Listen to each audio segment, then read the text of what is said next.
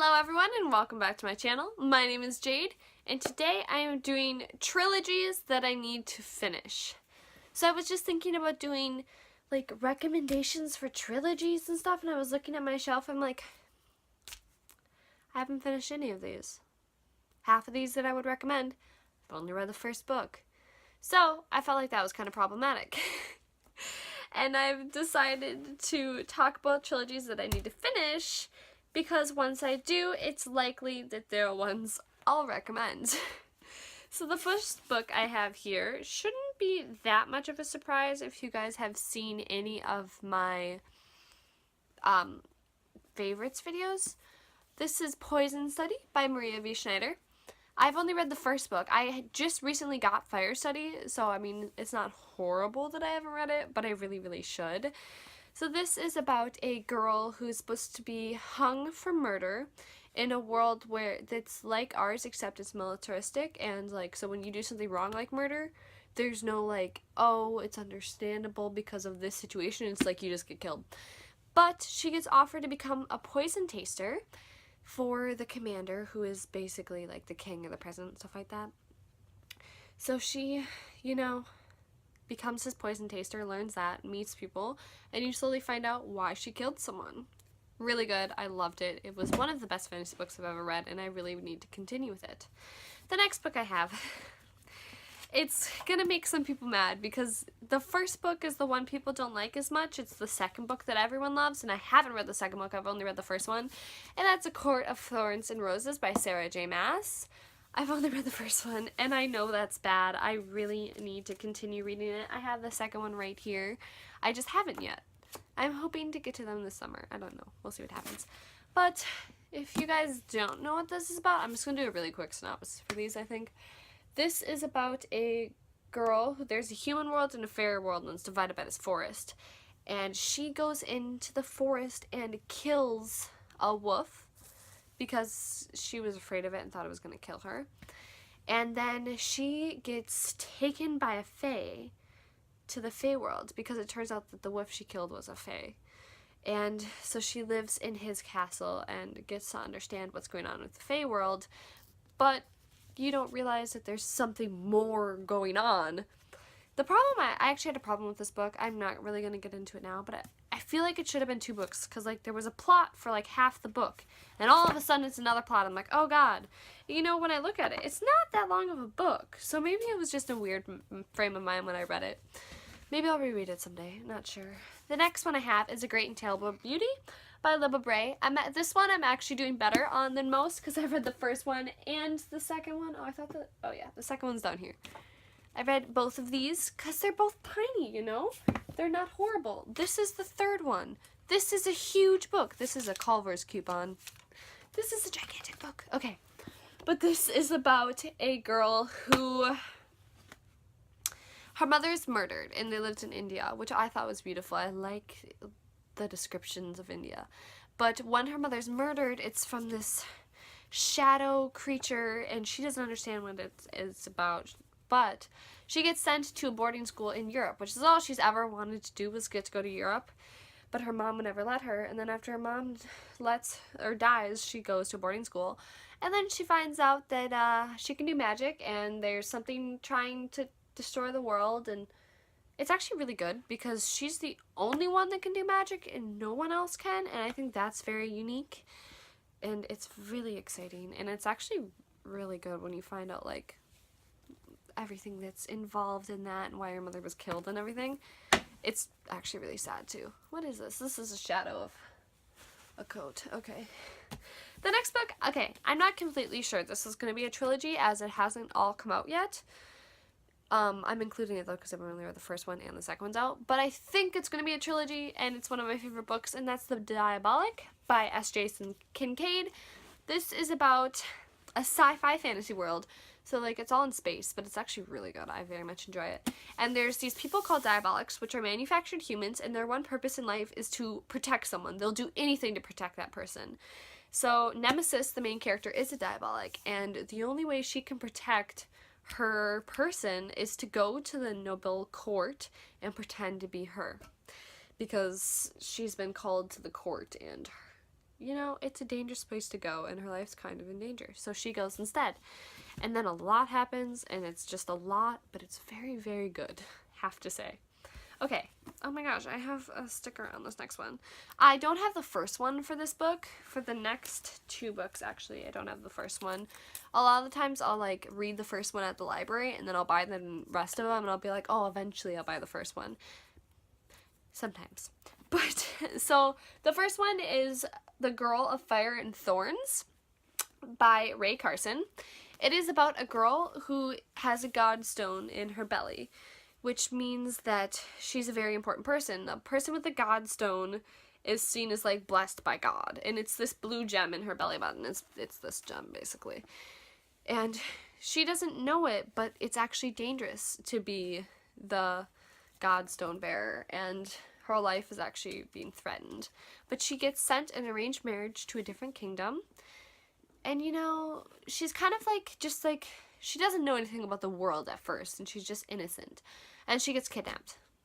And a lot changes about her, and she realizes things about the world and how things aren't being done correctly, and she strives to do that. She strives to be a good ruler. And this book is so good because of the personal growth she goes through, and I hear that she goes through so much more growth in the rest of the series, so I very much love this, and I really want to continue it, but I've only read the first one. And I read the first one in one day. I read it. I was on a trip, and I was driving back from my trip, and I just read it. Took me 3 hours. I was done, and I haven't continued, and I really need to, but eventually, man. The next one I have is Queen of the Tyrling. This is Fate of the Tyrling by Erica Johansson. I think this is the second one. Yes. Oh! Okay, sorry. Like, my phone's about to die, so I'm in a hurry. But this is about a girl who, till she's 18, I believe, it might be 19 or 17, it's kind of a weird number like that, she is raised to be a queen, but not in a castle, in a, like, tiny cottage. She's raised to be a good queen. She's raised in politics and economics and everything that she should need to know in history. And then, on her birthday, she's picked up by the queen's guard and taken to the castle. And her mother died, so her uncle has been on the throne for a while. It's a female hereditary system. But she has always had this perfect ideal of her mother, and she finds out that is not what happens, and her people are being repressed, and it's very depressing, and she decides to fight for her people. She is a strong-minded person, and she will do anything for others, and that's why it's so awesome. And you find out why the gem she has is important. I don't know, it's just a really good series. I enjoy it. I need to continue reading it. I just read that one recently, so I'm giving myself some slack for that one. The next one I have is the Mistborn Trilogy by Brandon Sanderson. One of the best fantasy novels ever, have to say. It's widely acclaimed. Any Brandon Sanderson book is usually widely acclaimed. But this is about a world. The magic system's like nothing I've ever read before. It uses metals. You ingest metals, and then you feel them in your core, and you can burn them for like extra speed or strength or ability to like make people listen to you, basically. And there's people called Mistborn who can control these things, and they can burn these metals, and they're basically like wonderful assassins. Like that's the kind of powers they get from these things, is like fighters and assassins. And there's this ruler called the Lord Ruler. He's been alive for like 1,000 years or more, and there's population is 2 groups, the nobles and the slaves. There's nothing in between. So they decide to go on a great heist, so it's kind of like Six of Crows here, and take down the Lord Ruler. So it's just kind of that journey, and there's a wide range of characters, and it's very wonderful, and I love that book. And I actually have tried to read it, but I accidentally started reading the 3rd one. I got to 50 pages into the 3rd one. I'm like, you know, I feel like I'm missing something. I feel like the author isn't gonna be exempting this much things. Yeah, no, it was the 3rd one. So major spoilers, but that's too bad. The next one I have is And I Darken by Kiersten White. This is another one of my favorite books ever. It's supposedly a retelling of Vlad the Impaler. In the first book, I did not get that impression, but the second one is out now. The 3rd one isn't. I haven't read the second one yet. But this is about a girl, and Lada. So she lived in she's a Welsh princess, and she has a younger brother. And they are basically taken as political prisoners to the Ottoman Empire, and they grow up there but they grow up as best friends with one of the, like the third in line to be, not the king, it's called something different, but whatever. They become friends with him, and then it's just kind of like her fight to survive in a world where everything's basically going against her, and how she'll do anything to protect herself and her brother, and it's really good. I love this book so much. And then there's romance in this book that I actually really like. I think it's probably one of the best kind of romancy themes ever, have to say. I really need to read the second one. I gotta do that sometime soon. Alright, the next one I have is A Kiss of Deception by Mary E. Pearson. I've only read the first one. This is a recent read too. I don't have the other books though, so maybe that's why I haven't continued it. But this is about a princess who is supposed to be married, and on the day she's supposed to be married, she runs away and to live a normal life. All she's wanted to live is a normal life. But an assassin and a prince follow her, and you don't know which one is which. And it's really good, and I very much enjoyed it. And the way it ended, okay, I need to continue that series. Alright, this book I also don't have the first one too. It's the Ember and Ashes series by Sabaa Tahir. It's one of my favorite books I've ever read, and it's from my favorite author. I think even though I've only read two of her books, because I read the first one and the second one. This book is kind of, shouldn't be on this list, because the only reason I haven't finished it is because it hasn't come out. But I'm counting it. But this book is signed. Hang on. This is the only signed book I own, so I have a right to be very excited about this. I can't remember where it's signed. Here. It's signed. It's such a good book. This is kind of it's in like a Roman styled world. So there's an emperor, and then these people called masks who are like the legions, and they're like really like unstoppable fighters. It's kind of creepy.